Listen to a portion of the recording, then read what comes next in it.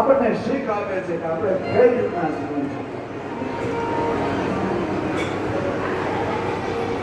એ રીતે ઢોલ ગવાડ સૂત્ર પશુનારી ઢોલ ગવાડ સૂત્ર પશુનારી સકલ તારમ કે સકલ અધિકારી સકલ તારમ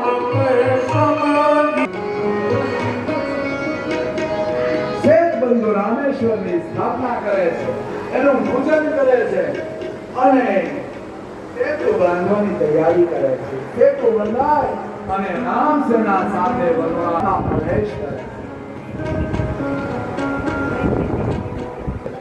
એ સમયે વિભીષણ છે શરણે આવે છે. રામજી એમનો રાજાભિષેક કરે અને તુલસીદાસજી વર્ણન કરતા કહે છે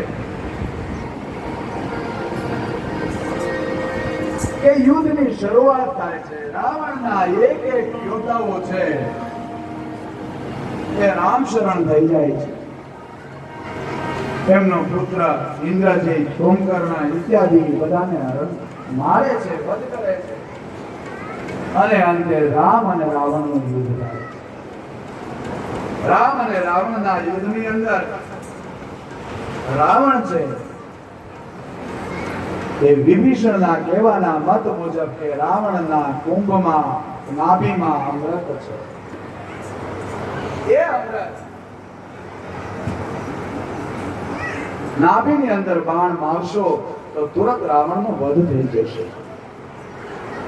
વિભીષણના કહેવા મુજબ રામજી છે નાભીમાં બાણ મારે છે અને રાવણ મૃત્યુ પામે. એની પેલા સંતો એક વાત કહે છે, જ્યારે છેલ્લા શ્વાસ ગણતો હતો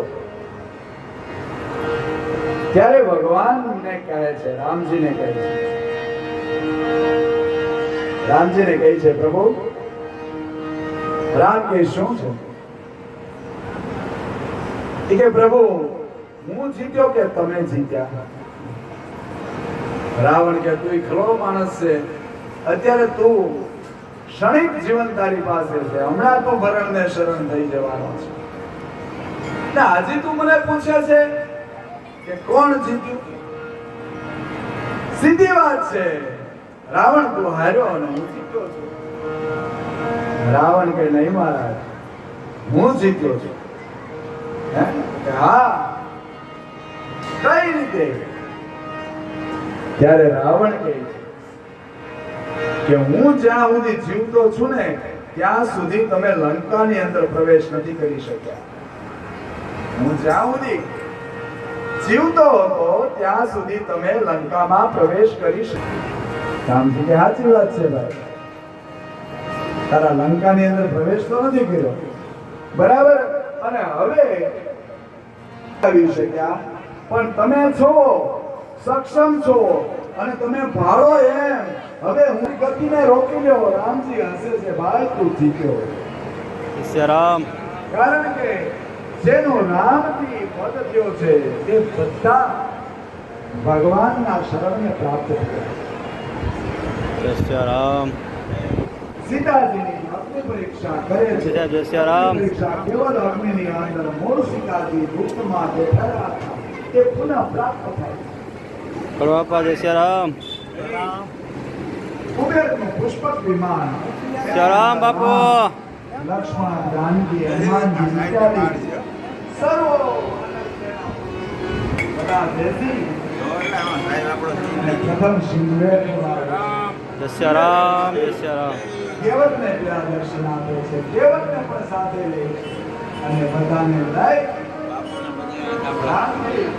સરયુના તટ પર પુનઃ ભગવાન છે અયોધ્યા. જય રામ ગણે બાપા. છેલ્લો દિવસ જય રામ. ભરતે કહી દીધું છે જય રામ. તમે જો નહીં આવો અને 14 વર્ષની જય રામ બાપા. પહેલી સંધ્યા જો પડી જશે મોરજીભાઈ જય રામ.